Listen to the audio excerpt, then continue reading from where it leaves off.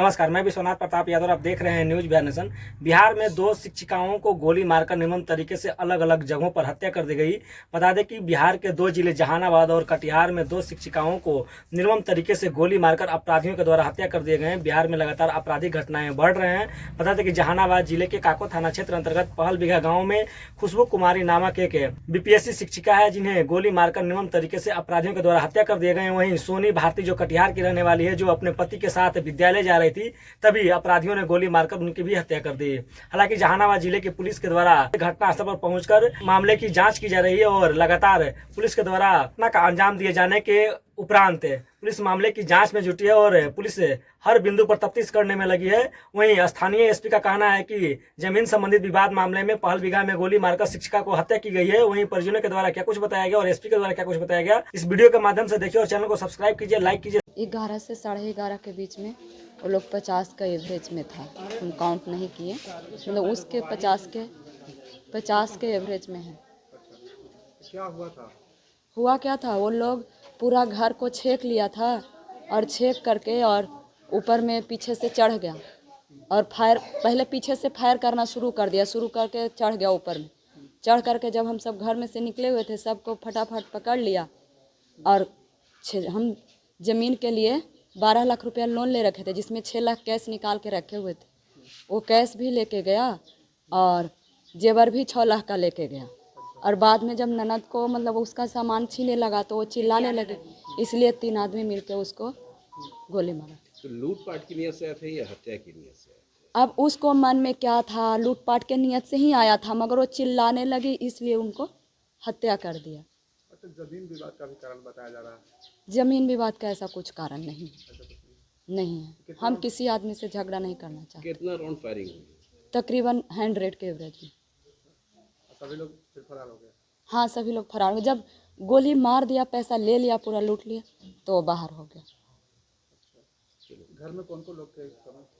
घर में हम लोग सभी थे। मेरे हस्बैंड 3 भाई हैं, तीनों थे।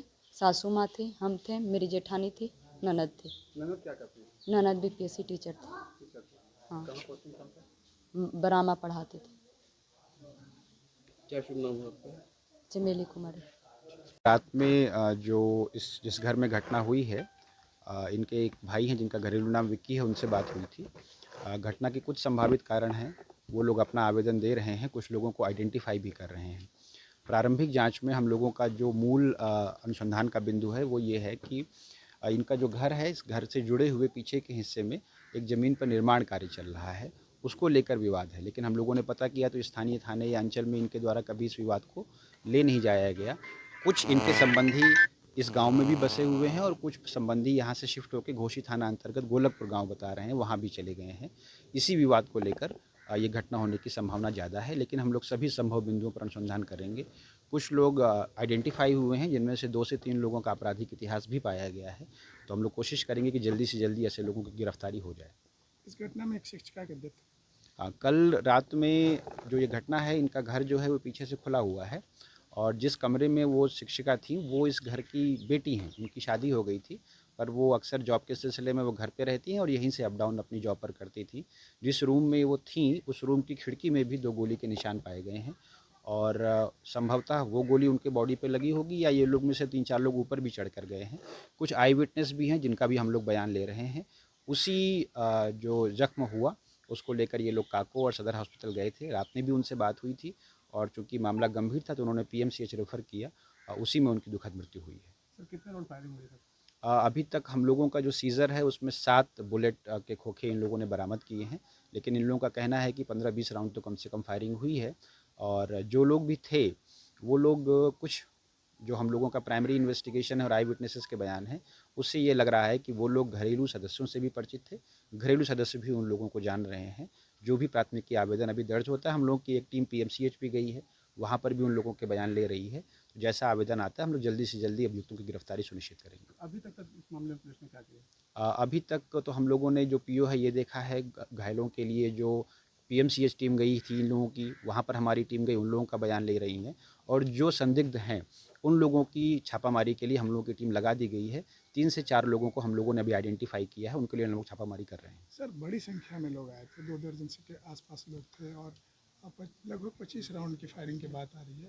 तो थाना भी बहुत अभी ज़्यादा दूर अभी नहीं ये है। लोग बता रहे हैं, हम लोगों की जो पहला फर्स्ट रिस्पांस है वो 15-20 मिनट में यहाँ पर पहुँचा, लेकिन तब तक ये लोग इलाज के लिए ले जा चुके थे। घटना स्थल से 7 खोखे बरामद किए गए हैं और ऊपर जाने वाले आई विटनेसेस के हिसाब से कम 5-6 लोग तो थे ही। उन लोगों से जो गिरफ्तार होंगे, उनसे जो पूछताछ होगी, इसकी पूरी संभावना है कि कुछ बाहरी लोगों के साथ साथ इस गांव के पूर्व से इनके परिचित रिश्तेदार, इस ज़मीनी विवाद में संलिप्त लोग इससे जुड़े रहे हों। जल्दी ही हम लोग इस कांड का उद्भेदन भी कर लेंगे और लोग गिरफ्तारी भी करेंगे। लूटपाट की बात बताई जा रही है सर। अभी इस तरह का इन लोगों ने बात बताई है कि कुछ ज़मीनी ट्रांजैक्शन के लिए एक दूसरी जगह पर कुछ कैश इन लोगों ने रखा था, संभवतः जिसकी जानकारी भी उन लोगों को थी, लेकिन अभी ये अनुसंधान का विषय है। Thank you.